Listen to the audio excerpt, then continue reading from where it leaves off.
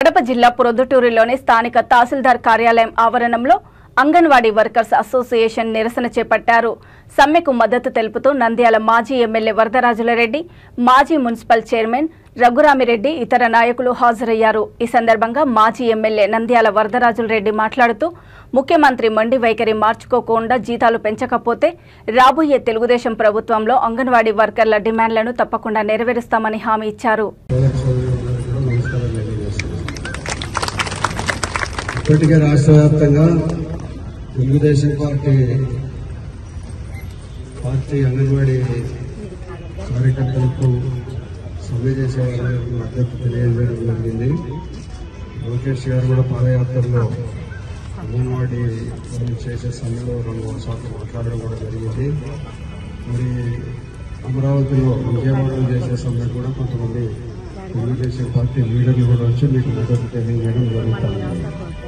ఏదేమైనా కూడా జగన్మోహన్ రెడ్డి గారు 2014 నుంచి 2019 వరకు ఆయన పాదయాత్ర సందర్భంలో చాలా హామీలు ఇచ్చినాడు.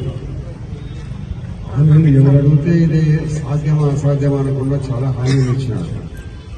మద్యం పూర్తిగా ఎంతమంటే తెలిసినాడు అందరికీ. మద్య నిషేధం పూర్తిగా చేస్తానని చెప్పినాడు. ఏం సాధ్యమయ్యేది ఏం కాదు. ఎందుకంటే అనుభవం లేదు ఆయనకు. ఒకరు చెప్తే ఆయన అంతగా తెలుసుకోడు. ఎవరిలో ఒక ఊరిలో ఒక సత్యం పనికి పెళ్లి పత్రం పోయినారట. పెట్టి పెట్టడం పోతే ఆ ఊర్లో ఎవరో పెద్ద మనుషులు ఏమయ్యా సత్యానికి పిల్లలు ఇస్తే పర్వాలేదని అంటే, పర్వాలేదా అన్ని 2 గుణాలు తక్కువ ఉన్నాయి, అన్ని బాగానే ఉన్నాయండి. అదే వాళ్ళు పిల్లని అని మీరు లేవనుకున్నారంటే 33 గుణాలలో 2 ఎక్కువ మంది తక్కువ పిల్లలు ఇస్తారు.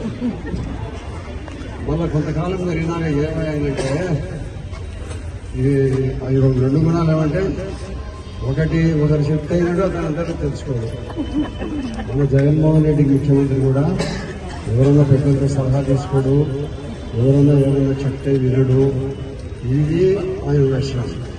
ఇప్పుడంతా మళ్ళీ ఎన్నికలు వచ్చేటప్పటికి ఇప్పుడు అందరినీ ఎమ్మెల్యేలు కలవడం, మంత్రులు కలవడం, ముఖ్యమంత్రులు ఎవరిని దగ్గరికి రాని అటువంటి పరిస్థితుల్లో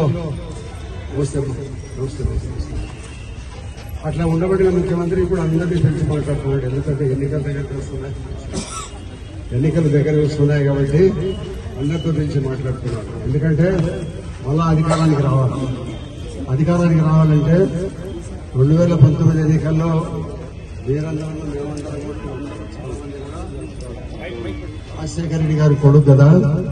ఆయన ఏదో రాజశేఖర రెడ్డి గారు ఇంకా చాలా పెద్దగా చేసినారు. బాగా ప్రజలకందరికీ అభివృద్ధి కార్యక్రమాలు కానీ సంక్షేమ కార్యక్రమాలు కానీ చాలా గొప్పగా చేసినారు.